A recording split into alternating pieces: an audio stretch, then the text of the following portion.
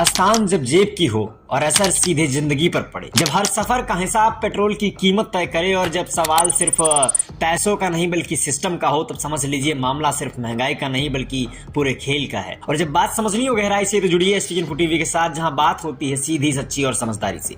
नमस्कार, मैं हूं आकाश और आज हम खोलने जा रहे हैं उस सच्चाई को जो हर रोज आपके सामने होती है लेकिन फिर भी अनदेखी रह जाती है। जी हाँ, आज हम बात करने वाले हैं पेट्रोल प्राइस, यानी पेट्रोल की कीमत जो हर दिन बदलती है लेकिन कभी कम क्यों नहीं होती। क्या ये सिर्फ ग्लोबल मार्केट का असर है या इसके पीछे कोई बड़ा खेल छुपा है जिसमें दुनिया की ताकतवर अर्थव्यवस्थाएं और नीतियां दोनों शामिल हैं? क्या आपने कभी नोटिस किया है कि पेट्रोल प्राइस यानी पेट्रोल की कीमत कम होने के बजाय हमेशा बढ़ती ही क्यों रहती है? जब ग्लोबल ऑयल प्राइस गिरती है तो पेट्रोल प्राइस उतनी तेजी से नीचे क्यों नहीं आती?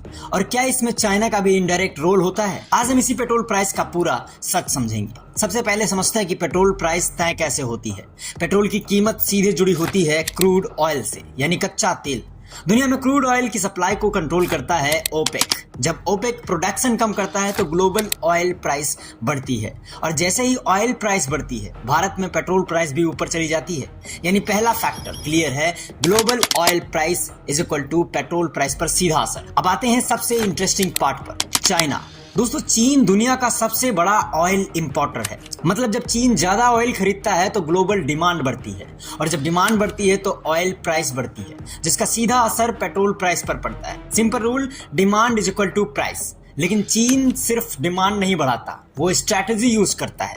जब ऑयल सस्ता होता है तो चीन बल्क में खरीद कर अपने रिजर्व भरता है, और जब बाकी देश हाई पेट्रोल प्राइस से जूझ रहे होते हैं तो चीन कंपैरेटिवली सेफ रहता है। अब बात करते हैं भारत की। दोस्तों, भारत अपनी जरूरत का लगभग 80% क्रूड ऑयल इंपोर्ट करता है। इसका मतलब हम ग्लोबल ऑयल प्राइस पर डिपेंड है। इसलिए जब ग्लोबल ऑयल प्राइस बढ़ती है तो पेट्रोल प्राइस भी बढ़ जाती है। लेकिन यहाँ एक और बड़ा फैक्टर है, टैक्सेस। दोस्तों, भारत में पेट्रोल प्राइस का एक बड़ा हिस्सा टैक्सेस से बनता है। सेंट्रल गवर्नमेंट और स्टेट गवर्नमेंट दोनों टैक्स लगाते हैं। कई बारी पेट्रोल प्राइस में टैक्सेस का हिस्सा क्रूड ऑयल से भी ज्यादा हो जाता है।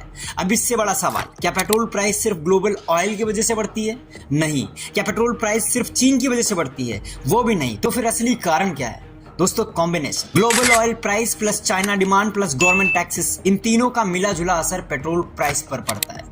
जब आप पेट्रोल पंप पर खड़े होते हैं और पेट्रोल प्राइस ज्यादा लगती है तो समझिए इसमें ग्लोबल मार्केट का असर है, चाइना की डिमांड का असर है और पॉलिसी डिसीजंस का भी असर है। यानी पेट्रोल प्राइस सिर्फ एक नंबर नहीं है, ये पूरी ग्लोबल इकोनॉमी की कहानी है।